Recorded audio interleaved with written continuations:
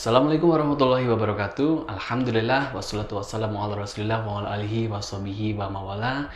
Jamaah Fast TV yang senantiasa dirahmati Allah Subhanahu wa taala. Alhamdulillah pada kesempatan sore kali ini kita bisa berjumpa kembali untuk program Ngaji Sore bersama saya Ion Sustriono, yang mana pada kesempatan sore hari ini insya Allah kita akan membahas satu buah tema yang setiap hari sebenarnya sering kita alami. Setiap hari sering kita hadapi, namun banyak sekali bahkan di antara kita yang abai terhadap perkara tersebut, yaitu hak sesama muslim. Bersama Ustadz Bruri Abdussalam pada sore hari ini kita akan mengupas apa saja hak sesama muslim berikut dengan syariat-syariatnya. Kita sapa beliau. Bismillah. Assalamualaikum warahmatullahi wabarakatuh, Ustaz. Waalaikumsalam warahmatullahi wabarakatuh. Alhamdulillah bertemu kembali. Alhamdulillah wa syukurillah wa la hawla wa la quwwata illa billah. Nggih, Ustaz. Sehat nggih? Alhamdulillah. Alhamdulillah Walafiat. sehat. Alhamdulillah. Kayaknya kita baru pertama apa ya? Untuk di sini ya. Iya. Di luar sering. nggih, Ustaz. Nggih. Tema kita pada kesempatan sore ini adalah hak sesama muslim. Seperti yang sudah kita ketahui bersama bahwasanya ada kurang lebih 6 gitu, Ustaz nggih. Nggih. 6. Namun dari 6 tersebut saking hafalnya mungkin ya. Saking hafalnya, saking familiarnya sehingga orang udah biasa inilah kayak gitu loh. Udah nggak yang harus benar-benar ditunaikan sebagaimana hak kepada sesama muslim. Tafadhol Ustaz menjelaskan hak 6 itu bagaimana dan tuntunan syaratnya bagaimana, Ustaz. Nggih. Bismillah wa la hawla wa la quwwata illa billah. Uhayyikum bi tahiyatil Islam wa tahiyatil Islam assalam. Assalamualaikum warahmatullahi wabarakatuh. Waalaikumsalam warahmatullahi wabarakatuh. Ya, syukran Mas Ion yang sudah membuka tadi. Memang mungkin karena sudah banyak yang menghafal ya. Hakul muslim alal muslim sittun. Tetapi hafal itu saja tidak cukup, kecuali jika kita menghayati dan memahami, karena bahasa agama itu kan dia konsisten dari mulai ayat, hadis, satu hadis dengan yang lainnya, satu ayat dengan yang lainnya. Maka kata-kata hak itu sendiri harus dilihat kembali. Maka kalau kita boleh baca hadis ini terlebih dahulu ya, sesuai dengan redaksi yang dituturkan oleh Abu Hurairah, qala, bahwasanya Nabi Muhammad bersabda, hakul muslimi alal muslim sittun, idza laqitahu fasallim alaih, wa idza da'aka fa'ajibhu, wa idza stansahaka fansahhu, wa idza atasa fahamidallaha fasammithu, wa idza marida fa'udhu, wa idza mata fatba'hu. Jadi 6. Yang pertama, kalau bertemu maka mengucapkan salam. Kemudian yang kedua, kalau dia mengundang maka datang. Ya, itu hak ya. Kemudian kalau dia minta dinasehati maka nasehati dia. Kemudian jika dia bersin, kemudian maka kita harus menjawab. Kalau dia hamidah, mengatakan alhamdulillah, maka yarhamukallah. Gitu ya. Kemudian kalau marid, kita harus mengunjungi dia, dan ketika meninggal maka kita mengikuti jenazahnya sampai ke liang lahat.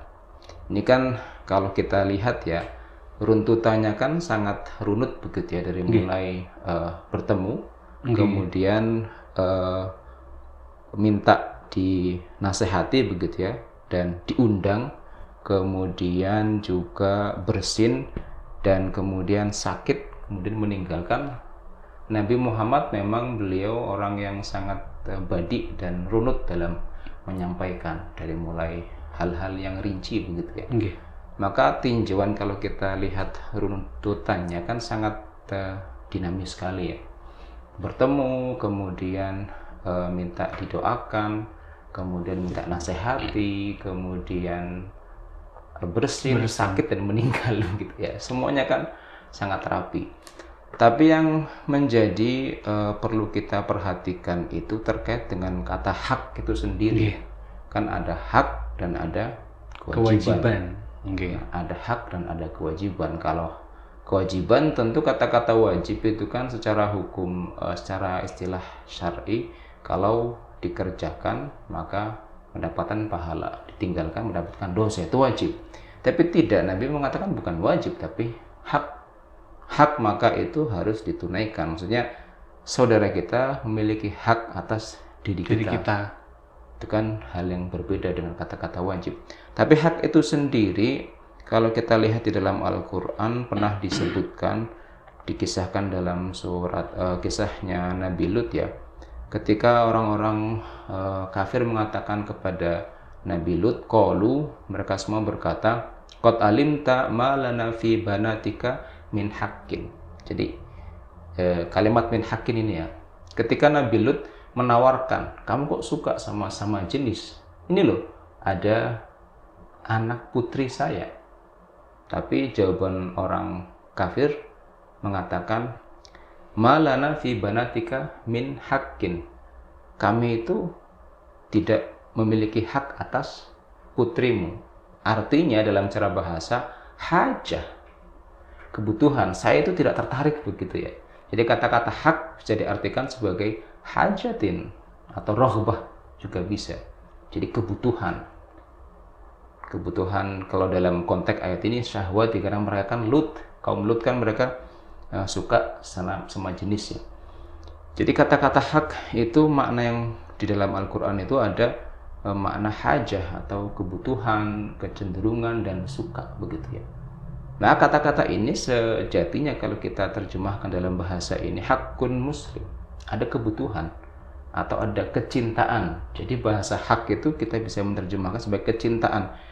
Jadi kita harus memiliki rasa cinta terhadap saudara kita yang ditunjukkan dengan 6 hal tersebut yang tadi disebutkan tadi. Jadi menunjukkan cinta melalui 6 hal tadi. Itu kan hal yang menjadi lebih bermakna kalau kita menerjemahkan kata-kata hak dan dicocokkan dengan Al-Quran. Jadi hakul muslim, ada cara yang Nabi ajarkan kepada kita untuk menunjukkan rasa cinta kita kepada saudara kita. Yang pertama tentu dengan salam tadi ya. Jadi hak itu maksudnya di sana. Tapi kalau hak itu sendiri sangat banyak sebetulnya, bukan hanya 6 saja. Bukan hanya 6. Hak apa lagi? Amar ma'ruf nahi mungkar bukannya hak, kan begitu. Iya kan begitu. Jadi kalau kita runut kembali, wa ta'awanu 'alal birri wat taqwa, ya kan? Atau juga fastabiqul khairat. Kan begitu juga hak juga.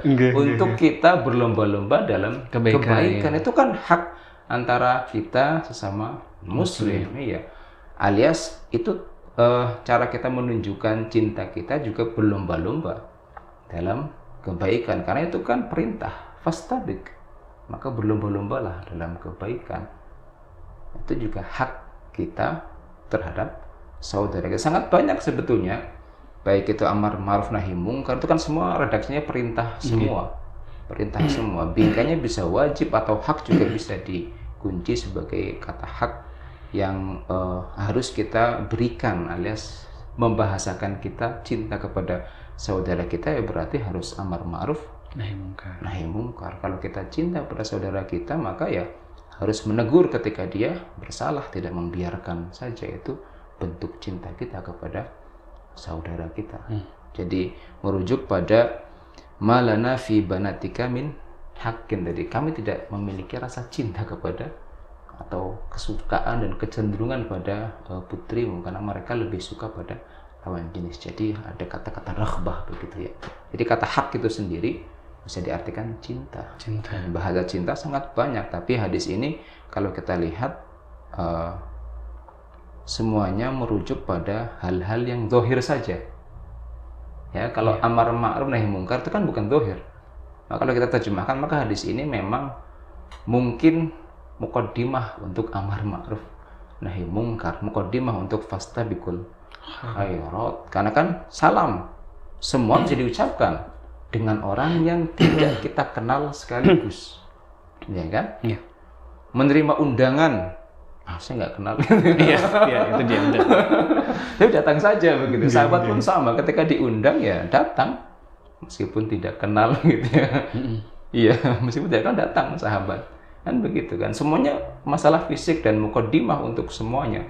Karena ya kalau kita lagi-lagi bahasa agama, dia akan selalu istiqomah begitu ya.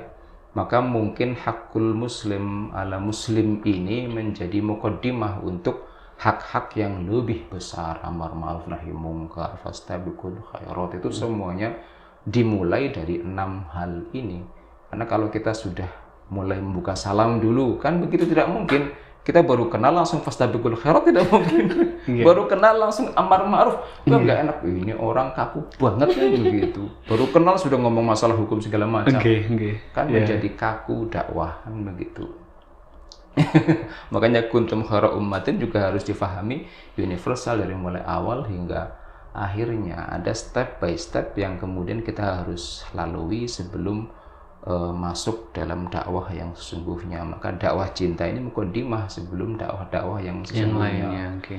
Iya, jadi ya, pertama ya dengan salam terlebih dahulu. Maka sapa, senyum, salam gitu ya, 3S begitu. Itu kan hal yang baik yang perlu kita lakukan karena memang harus mengambil hati. Cara mengambil hati ya harus dengan yang zohir-zohir dulu. Maka kalimat hakul muslim, masuk ke muslim sekarang. Muslim berarti kan sudah jelas Nabi mendefinisikan kata-kata muslim ini. Dalam Al-Quran disebutkan mukmin, disebutkan muslim, disebutkan panggilan-panggilan nida dalam Al-Quran ya. Kemudian juga kafirun disebutkan, munafikun disebutkan, semuanya kan tahapan-tahapan dan memang ada cabang-cabang masyarakat, dan itu Nabi menyebutkan muslim bukan mukmin. Apa kira-kira hikmahnya, Mas? Kenapa Nabi memilih muslim bukan mukmin? Muslim itu untuk semuanya kan? Iya. Selama dia masih beragama Islam. Iya, KTP berarti kan. Kelihatannya pakai kopiah, ya udah assalamualaikum kan begitu. Kelihatan habis dari masjid muslim pakai tato, assalamualaikum kan begitu. Yang dohir yang tampak-tampak saja bukan mukmin. Kalau mukmin sudah mulai tingkatannya masuk lagi. Apalagi muhsin begitu kan, wah itu berat lagi. Maka muslim itu standar yang paling dasar. Standar yang paling dasar yang memang Nabi mengatakan hak mereka semua itu yang sebagaimana kita tahu lapisannya sangat banyak, apalagi kita melihat golongan ini terpecah menjadi banyak sekali organisasi, mazhab dan semuanya, singgungan politik dan ya macam-macam, itu semua kan harus dipecahkan. Maka hakul muslim, hak mereka berarti memiliki, harus kamu tunaikan bahasa cintamu kepada seluruh muslim yang ada, tanpa melihat bendera mereka apa, tanpa melihat adhab mereka apa, yang penting zahirnya muslim lakukan. Assalamualaikum begitu ya.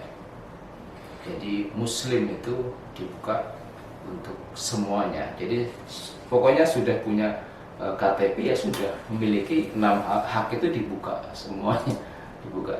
Nah mungkin nanti masuk ketika hukum salam bagaimana dengan muslim begitu, nanti kan masuk ikhtilaf yang sangat panjang kali lebar begitu. Tapi saya lihat ada hadis tersendiri yang juga masuk dalam runtutan pembahasan kita dan tidak dibahas pada kesempatan kali ini. Jadi kita sama 6 juga belum tahu nih apa enggak ini. Anjing. Jadi assalam itu sendiri kan juga memiliki makna doa begitu ya. Assalam, maka hal ini pun kalau kita menyinggung perbedaan ulama, boleh tidak salam dengan non muslim itu kan juga krusial, maka tetap harus kita pisahkan. Kita akan fokus pada bahasa cinta 6 ini yang Nabi Muhammad tuturkan melalui hadis ini. Kalimat muslim menjadi kata kunci. Pokoknya muslim, berarti kan otomatis dibatasi semuanya. Non muslim ya otomatis tidak masuk dalam pembahasan ini. Tetapi kan ada hak dhimmi yang harus ditunaikan. Itu kan begitu ya. Ada hak dhimmi. mungkin sebagai mukadimah nanti itu bab selanjutnya kan harus diselesaikan juga. Barangkali bingung nanti. Iya betul. Tapi begini ya, Nabi Muhammad adalah orang yang paling konsisten kalau kita teliti dengan semua riwayat-riwayatnya. Maka kalau ada hak muslim juga ada hak jiron atau hak tetangga baik itu muslim atau non muslim itu masuk dalam pembahasan itu. Maka Nabi pernah mengatakan man adzati min faqad adzani, barang siapa yang melukai, menyakiti zimmi itu kan berarti non muslim yang masuk dalam warga negara dan masuk dalam tetangga kita masuk, maka dia telah melukaiku, zimmi. Dalam kesempatan lain Nabi pernah mengatakan Jibril itu selalu mewasiatkan aku untuk bil birril jar, untuk berbuat baik kepada tetangga, hatta dzanantu annahu sayuras, sampai karena seringnya Jibril itu mengatakan berbuat baiklah kamu pada tetangga, berbuat baik, sampai Nabi mengatakan saya itu sampai mengira tetangga akan mewaris tetangga, termasuk tetangga Nabi berarti kan orang Yahudi. Tapi kan tidak rupanya. Tapi itu wasiat-wasiat itu, maka ada hak jiron, ada hak muslim, itu hal yang tidak bisa dicampur adukan dalam kalau kita melihat kembali sabda Nabi, kata-kata muslim tadi. Maka assalamualaikum ya tetap syaratnya muslim dulu dahulu. Ya. Maka nanti ya kalau ikhtilaf ulamanya pada pembahasan yang lain. Kemudian tadi assalam ya. Kata-kata assalam itu sendiri dalam maknanya adalah at-tahiyyah ya. At-tahiyyah. Jadi dalam kalau kita lihat secara sejarah ya, orang Arab biasa sebelum Islam mengatakan hayyaka rabbi, hayyaka rabbi, hayyaka rabbi. Atau setelah masuk Islam biasanya pengganti tahiyat juga hayyakallah begitu ya. Karena at-tahiyyah itu sendiri maknanya adalah kata-kata hayatun, hidup, at-tahiyyah begitu ya. Maka dalam sebuah ayat Allah mengatakan idza dakhaltum buyutan fasallimu ala anfusikum ya. Fasallimu ala anfusikum tahiyatan, lanjutnya tahiyatan min indillah. Jadi kalau kalian masuk dalam sebuah rumah, masuk ke rumah begitu ya, maka fasallimu, ucapkan salam ya, tahiyatan min indillah, sebagai tahiyah atau kata-kata hayah artinya haya tadi. Mudah-mudahan kamu diberi kehidupan begitu haya. Tahiyatan min indillah, dari sisi Allah. Maka kata-kata assalamualaikum itu doa yang sangat besar maknanya di hadapan Allah dan Rasulnya. Begitu tahiyah, maka itu doa yang memang betul Nabi ucapkan, syaratnya muslim begitu ya, tanpa kita mengesampingkan saudara kita yang bukan muslim, karena ada hak yang lain yang tetap diberikan untuk mereka, yaitu hakul jiron, hakul zimmi, itu semuanya dapat, semua mereka dapat. Tapi kalau muslim ya salam ini, maka penting untuk difahami bahwasanya bukan berarti kita anti, tidak, tetapi memang Nabi Muhammad memberikan hak yang berbeda, dan itu harus difahami. Maka tahiyatan min indillah sebagai tahiyat dari Allah yang mengajarkan kita cara mengucapkan assalamualaikum. Doa salam semua keselamatan alaikum untuk kalian semuanya. Maka assalam itu sendiri adalah doa bisalamah, selamat buat takmin. Takmin itu apa takmin mas? Dari kata-kata aman. Jadi dalam sebuah riwayat itu kan al-muslimu man salimal muslim min lisanihi wa yadihi. Jadi ketika kita mengatakan assalamualaikum, kita memberikan takmin, jaminan untuk dia aman dari apa? Dari perkataan saya yang kotor atau menyakiti. Tidak, saya menjamin saya tidak akan mengatakan hal yang buruk untuk kamu. Itu takmin. Dan juga doa untuk keselamatan. Jadi ketika kita mengatakan assalamualaikum, itu maknanya sudah masuk banyak unsur, banyak unsur. Banyak unsur. Jadi dari mulai mendoakan untuk saudara kita, untuk keselamatannya, dan juga takmin, jaminan kita tidak akan melukai dia dengan perkataan kita atau melukai dengan perbuatan kita. Itu kan takmin, hal yang besar sebetulnya. Kata-kata assalamu alaikum, kan selanjutnya warahmatullahi wabarakatuh. Itu kan ada unsur keimanan, yakin tidak kita dengan rahmat Allah, kan begitu, dan barokah Allah. Itu semuanya tentu ada unsur akidah yang diselipkan dalam setiap doa, karena doa itu sendiri tidak perlu dipanjatkan kecuali kepada Allah Subhanahu wa ta'ala. Jadi makna salam itu sendiri adalah ada takmin di sana. Salam ya. Jadi tadi sudah assalamualaikum. Ya, jadi yang pertama adalah idza laqita fasallim alaihi. Ini waktu cukup enggak? Masih ada. Soalnya kita kebetulan belakang cepat aja. Iya, yang pertama salam tadi sudah dijelaskan ya, betapa pentingnya salam itu dan maknanya sangat mendalam karena ada takmin, jaminan ya. Makanya dalam bahasa takmin sihi itu BPJS kita namanya takmin sihi. Iya, dalam bahasa namanya takmin sihi alias apa? Jaminan kesehatan. Iya. Itu kan berarti bukan jaminan kesehatan, tapi takmin amanah, menjamin keamanan dia dari mulai untuk ke dia kita jamin saya tidak akan melukai kamu, begitu kan. Itu kan lebih daripada kesehatan fisik, tapi kesehatan batin, gitu ya.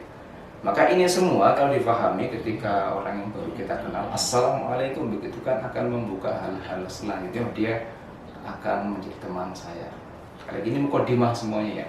Kemudian yang kedua adalah wa idza da'aka fa'ajibhu, kalau dia memanggil kamu datang, mengundang begitu ya, entah undangan apa, walimah atau apa begitu ya. Tapi kan undangan-undangan ini mohon maaf kalau boleh saya kritik ya, kebiasaan buruk kita kan terkadang memang baru ketemu sekali begitu dan langsung mengundang, tujuannya bukan untuk menjalin silaturahim tapi bawa amplop dong. Itu kan hal yang perlu diingatkan juga. Makanya setelah itu lost contact dan kayak kabar apa-apa. Itu kan hal yang buruk sebetulnya, yang tetap namanya obat harus disampaikan, ini tidak baik, tidak benar begitu. Berarti kan hanya mengambil manfaat. Bukan itu, Islam tidak mendukung yang hal-hal seperti itu, tidak. Tapi namanya undangan berarti memang dia mau mengundang dan mau bersilaturahim. Itu hal yang tidak bisa digunakan dalil untuk kalau dia diundang tapi nggak datang. Padahal harapannya kan bawa amplop. Kan begitu ya. Itu memang kearifan lokal kita yang perlu dirapikan. Kearifan lokal ya. Ya, maka undangan ini maksudnya undangan untuk bersilaturahim, datang, bukan. Jangan juga sampai bawa perasaan dia diundang saya nggak datang, karena kita kan kalau diundang maka harus bawa amplop begitu ya. Bawa amplop. Nah kalau kita, menurut saya kalau sendiri, kalau memang saya datang ya sudah saya taruh begitu dan tidak berharap apapun, karena memang ajaran kita ya hati-hati, jangan sampai kita mengharap timbal balik. Kalau itu terjadi, terlintas saja uang yang kita jatuhkan, kita berikan, ditaruh di amplop atau diletakkan di tong begitu biasanya untuk orang yang hajatan ya, itu tidak teranggap sebagai sedekah. Terlintas sedikit sih, mudah-mudahan dia datang. Wah, kalau kita punya hajat begitu ya, itu sudah menggugurkan niatan kita, dan uang 100, 200, 500 ribu kita berikan itu hanya bernilai sebagai pemberian hadiah yang mengharapkan timbal balik. Berarti namanya kan riba. Namanya riba dalam bahasa Al-Quran di surat Ar-Rum 30. Riba yang ribanya bukan riba bank, bukan. Tetap boleh, tapi tidak dianggap sebagai sedekah. Tidak dianggap. Nah, itu kan hal yang perlu disampaikan di hadapan masyarakat semuanya, karena memang hadis ini tidak bisa digunakan untuk kearifan lokal kita yang memaksa orang harus hadir, diundang nggak datang. Kecuali memang ada sebagian yang paham dan dia membuat hajatan begitu ya, tetapi memang ditulis tidak menerima amplop. Wah, itu baru tahu namanya. Itu baru mengamalkan sunnah. Karena memang syariatnya alim walau bisyatin, dia panggil walaupun memotong satu sembelihan begitu ya, itu kan memang harus tidak mengharapkan apapun ya, pokoknya saya gembira, saya memotong, silakan datang, ayo makan bareng, selesai. Harusnya begitu. Jadi hadis ini tidak bisa digunakan untuk kebiasaan kita, dan malah hadis ini malah mengkritisi kita. Maka undangan itu harus dipenuhi, tetapi jangan sampai mengharapkan membawa bingkisan gitu ya. Malah yang mengundang itu harus menyediakan makanan begitu. Karena sahabat juga pernah dipanggil sahabatnya, datang begitu, datang terus kamu nggak makan? Enggak, saya cuma menepati panggilan kamu dan menaati perintah Nabi Muhammad. Kamu sudah masak ya silahkan dimakan, yang lain bisa makan, saya baru makan. Ini hanya datang saja, hanya datang saja. Itu kan hal yang harus kita betulkan kembali. Jadi salam, kemudian diundang datang, kemudian kita stansahaka fan sahhu alias, kalau minta dinasihati, nasihati dia. Nah, ini kan berarti urut ya, bertemu ya. Kemudian setelah bertemu, kenalan, nanti saya punya acara datang ya, begitu kan begitu. Kan ada mulai terjalin. Setelah itu baru kemudian setelah datang ngobrol, saya minta nasihat, kan begitu ya, ada nasihat.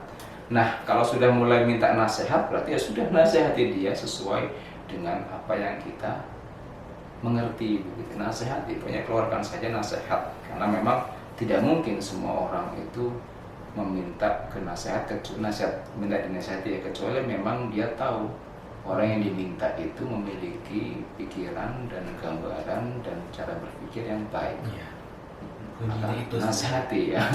Kalau sudah minta dinasihati, berarti kan sudah mulai terbentuk persahabatannya begitu ya. Dari mulai awalnya hanya ketemu mungkin ya, tidak tahu di mana, yang penting muslim saja, kemudian ngobrol sebentar langsung diundang, setelah diundang nanti minta dinasehati, kemudian setelah dinasehati nanti mungkin dia bersin-bersin.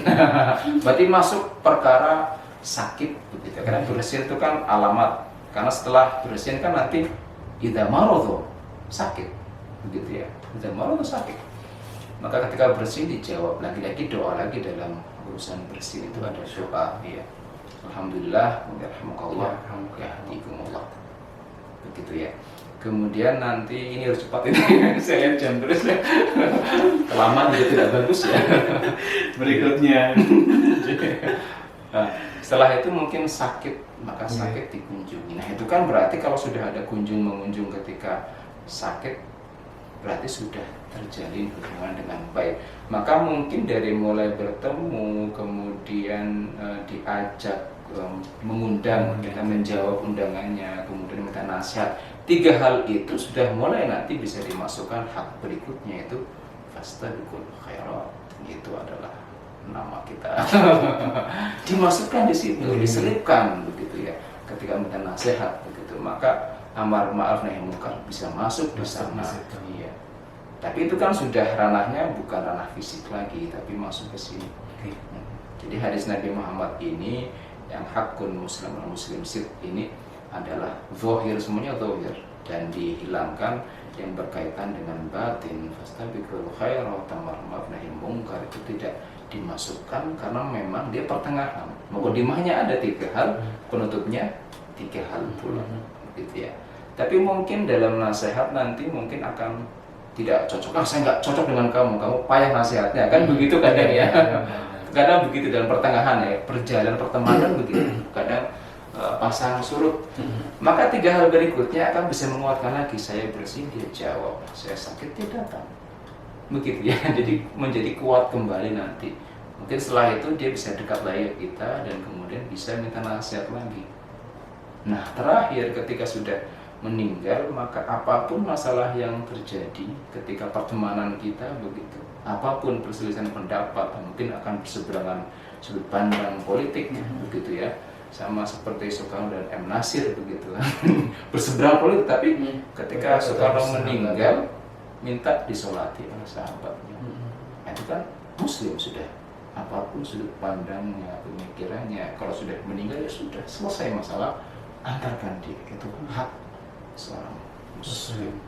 Jadi hadis ini ada 3 pembuka, 3 penutup. Tapi penutup ini juga untuk menguatkan yang ada di tengah-tengah, itu amar ma'ruf nahi munkar dan juga fastabiqul khairat. Begitu ya. Pas sekali ini ya, Masya Allah ya. Ada 6 tadi sudah dijelaskan Ustadz Bruri, Masya Allah, jelas, sistematis, gampang dan mudah ya untuk dipahami. Bagaimana pelaksanaannya kembali ke masing-masing. Sahih. Nggih, harapannya setelah ngikutin ngaso ini kita semua jadi semakin paham sebagaimana kita sebagai muslim kepada orang lain ya, sesama muslim itu bagaimana, seperti itu. Dan semoga 6 hak sesama muslim ini bisa kita terapkan setiap harinya. Demikian nggih, Ustaz nggih. Nggih. Terima kasih waktunya Ustaz. Kita berjumpa kembali episode berikutnya insyaallah. Nggih, jamaah Fast TV yang senantiasa dirahmati Allah Subhanahu wa taala. Alhamdulillah kita sudah selesai pembahasan untuk hak sesama muslim, dan insyaallah kita akan lanjut lagi pekan depan insyaallah dengan pembahasan lainnya. Insyaallah masih bersama Ustaz Bruri Abdul Salam dan saya Ian Sustirano. Terima kasih atas kebersamaannya. Kita berjumpa lagi pekan depan. Assalamualaikum warahmatullahi wabarakatuh.